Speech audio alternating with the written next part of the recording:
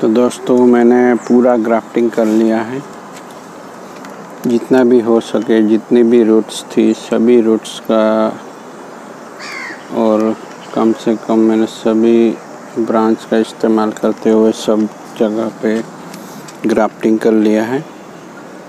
अब केवल सरफेस पे कुछ रेत बिछा दूंगा, जिससे जो भी रूट्स लगाए हैं वो सब अच्छे से एस्टेब्लिश रहे, और जिसकी भी टिप मैंने रखी है बाहर रूट्स की, उस पे मैं एंटी फंगस पाउडर लगा दूंगा, जिससे उसमें फंगस ना लगे।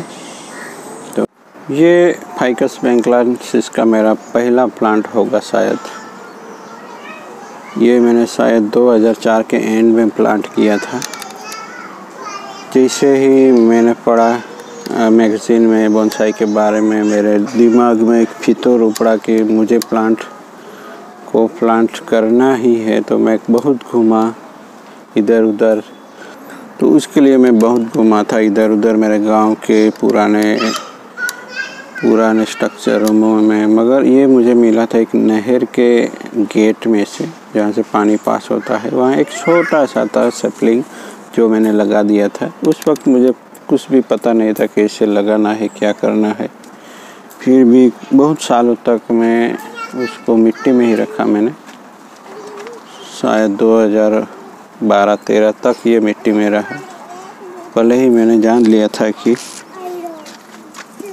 बोनसाई कैसे बनाते हैं, मगर फिर भी मैं उसके साथ थोड़ा उदासीन रहा हूँ शायद, इसलिए उसको ग्रोथ नहीं हुआ था। मगर पिछले 1 साल से मैंने उस पर बहुत कोशिश की। उसके साथ मैंने प्लास्टिक लपेटा था दोस्तों, और उसकी वजह से ये एरियल रूट में भी फ़ायदा मिला। कुछ नया ग्रोथ तो नहीं हुआ, मगर जो ग्रो हुए थे वो उस सब की थिकनेस बहुत ही अच्छी हो गई। देखिए ये देखिए, ये मैंने थोड़े दिन पहले ये स्ट्रॉ निकाला है। यहाँ भी एक रूट है, उसको आज निकालेंगे। तो अंदर भी एक रूट है, ये 5 mm की थी, तो अभी ये करीब 8 से 1 सेंटीमीटर तक बढ़ने वाली। एक यहाँ से ग्रो हुई ये कुछ रूट्स हैं, अंदर भी कुछ है। ये तो मैंने 2012 या 13 में लगाई थी ये स्टिक, नारियल की स्टिक है और लीफ की। तो इस तरह से फ़ायदा मिला है मुझे। यहाँ भी कुछ स्टिक के सहारे भी कुछ रूट्स है, यहाँ भी रूट्स है जो मैं दिखाना चाहूँगा। तो एक और फ़ायदा मिला मुझे प्लास्टिक लगाने के लिए, उसका स्टेम में बहुत ही आश्चर्यजनक मुझे फिर दिखा। ये ग्रोथ अच्छा हुआ यहाँ बेस में भी, तो बेस अच्छा बन गया उसका। ये थोड़ा ऊपर की ओर उठा या ग्रो हुआ है, ये थोड़ा मोटा हुआ है, शायद प्लास्टिक की वजह से हो। ये बहुत ही छोटी थी। तो पिछले साल मैंने अच्छा पॉट दिया, उसके साथ प्लास्टिक लपेटा, और ये रिज़ल्ट है। ये बहुत ही अच्छा ग्रो हुआ। छोटी ब्रांच थी, उसमें वेल टेपर आ गया, तो अच्छी बात है। और मैं अब भी इस बड़ी ब्रांच को नहीं ट्रिमिंग करूँगा, क्योंकि ये as a sacrifice branch grow होगी, तो ये थोड़ी थिकनेस ज़्यादा बढ़ेगी। यहाँ भी एरियल रूट्स हुआ है। तो चलिए कुछ निकालते हैं हम। ये एरियल रूट का अरेंजमेंट जो स्ट्रो के सहारे किया था, तो देखते हैं क्या है उसमें। रूट तो है, मगर ये जिंदा है या मर गई है देखना पड़ेगा हमें।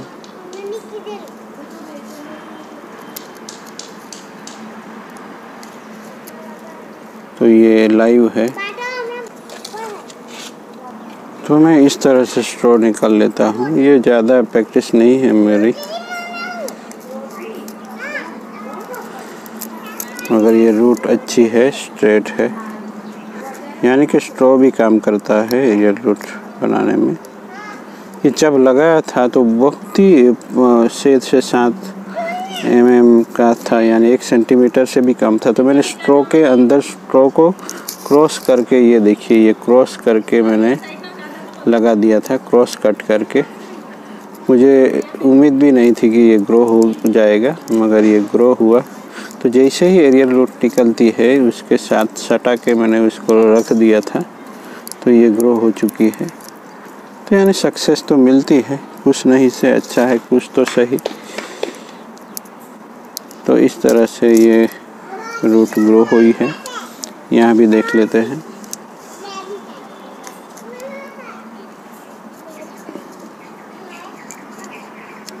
तो हम स्ट्रॉ भी लगा लेते हैं तो भी ये डिहाइड्रेट होने की संभावना रहती है रूट्स की। तो इसलिए मैंने कोई रिस्क ना लेते हुए सीधे, ये ब्लेड ख़राब है तो सीधे मैंने प्लास्टिक लपेटा था। किसी ने कुछ दिन पहले ही कमेंट किया था कि क्रेज़ी, तो हो सकता है मैंने पागलपन वाला ही बात किया था, वो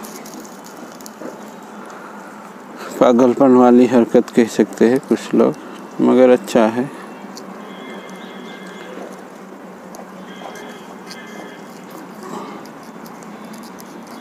तो यहाँ भी लाइव रूट्स है।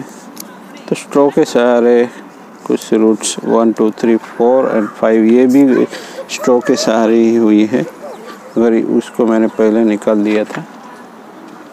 और ये और एक बाकी है, ये और भी पतली है मगर ये लाइव है। देखिए ये लाइव है दोस्तों।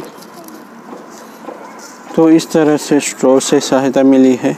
और ये जो बड़ी वाली रूट दिख रही है, तो मैं सॉरी दोस्तों कि मैंने वीडियो भी बनाया था मगर वो डिलीट हो गया दूसरा वीडियो समझ के, क्योंकि डेटा ज़्यादा हो जाता है तो मैं अपलोड होने के बाद वीडियो निकाल देता हूँ। तो ये मैंने किया है रूट ग्राफ्टिंग दोस्तों। मैंने एक बड़े बरगद को विज़िट किया था, उसकी कुछ रूट ज़मीन में गड़ गई थी और वो ज़मीन में अच्छे से एस्टाब्लिश हो गई थी, यानी कि उसके साथ सेकेंडरी रूट्स भी आ गई थी, यानी बहुत सारी रूट्स थी नीचे। तो उसको मैंने पूरा उखाड़ के मैं ले आया था। इस तरह से मैंने सभी ब्रांचों में किया था मगर वो सब फेल हुआ, पता नहीं क्यों, मगर ये सक्सेस रहा एक, और ये बड़ा अच्छा है और आई होप कि ये अच्छे से सर्वाइव होगा। यहाँ से मैंने निकाल भी दिया है और अभी तक ये लाइव है। देखिए ग्रीन पार्ट देख सकते हो आप, यहाँ मैंने कूड़ेदा है। तो इस तरह से ये लाइव गई है। तो कुछ इस स्प्रिंग के बाद में मानसून में फिर से इस तरह की कोशिश करूँगा। यानी ये मेरा बहुत ही पुराना और उसके साथ मैं बहुत सारे एक्सपेरिमेंट कर रहा हूँ, तो उसको थोड़ा नीचे लाना है। तो चलिए कहीं यहाँ ट्राई करते हैं। तो मैंने एक वायर बांध लिया है और मैं यहाँ प्लास्टिक का कुशन रख रहा हूँ जिससे वायर बाइट ना हो ज़्यादा। और ये इतनी डेलिकेट ब्रांचेस नहीं है तो उस टेक्निक जो यहाँ से घुमाते हुए जो टाइट करते वो नहीं इस्तेमाल कर रहा मैं। हो गया है ये। तो इस तरह से थोड़ा मैं नीचे लाया हूँ, यानी वो ऐसे भी अच्छा ही लग रहा था। थोड़ा ऊपर की ओर ही रखते हैं और उसकी ओर ब्रांच रखते हैं, यानी कि ब्रांच स्ट्रक्चर तो प्रोग्रेसिवली नीचे जाएगी मगर ये ज़्यादा लोअर है तो ऐसा शायद ठीक नहीं लगेगा। थोड़ा ऊपर ही रखा है मैंने और फिर ये ब्रांचें भी थोड़ी ऊपर ही रहेगी। ये फॉर्मल ही है, कुछ ज़्यादा इतनी बेंडिंग मोमेंट भी नहीं है, कुछ ज़्यादा कुछ करना नहीं है इस पार्ट में। मैं केवल ये रूट्स पे अपडेट देना चाहता था। और चलिए उसको अनवायर करते हैं। यहाँ ग्राफ्टिंग का वक्त का वायर रह गया है जो कि मैं ग्राफ्टिंग करने के लिए इस्तेमाल करता हूँ। या तो यहाँ मैंने एक स्ट्रक्चर भी बनाया था लकड़ियों के सहारे, उसके पार्ट का होगा। यहाँ कुछ वायर बाइट हुई है, यानी ग्रोथ तो अच्छा हुआ ये पोट देने के बाद।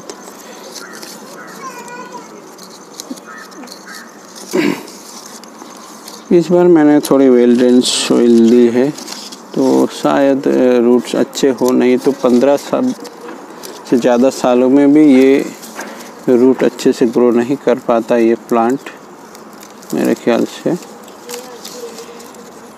और एज सेफ्टी में कुछ ये वायर है वो यहाँ बांध लेना चाहता हूँ, शायद कोई प्रॉब्लम हुआ तो, या इधर उधर खिसक गया तो ये प्रोटेक्शन के लिए मैं लगा देता हूँ।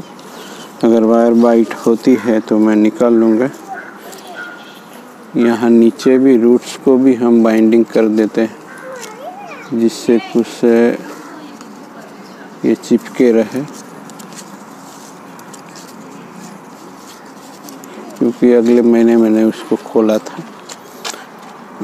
और कुछ ट्रिमिंग भी होगी, मगर मैं अभी इतना ज़्यादा नहीं काम करना चाहता, क्योंकि ज़्यादा बेंडिंग करने की कोशिश की तो यहाँ शायद ये छूट सकता है।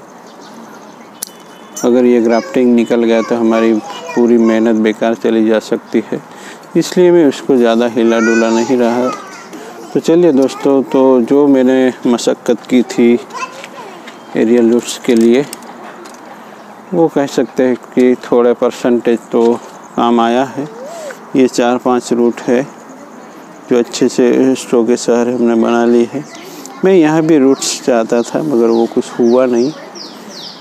अगले साल मैं ग्राफ्टिंग से ही ट्राई करूँगा, अच्छे से ग्राफ्टिंग करूँगा और उसको अच्छे से देखभाल करूँगा। तो चलिए दोस्तों, मिलते हैं एक नए वीडियो के साथ, and thank you for watching.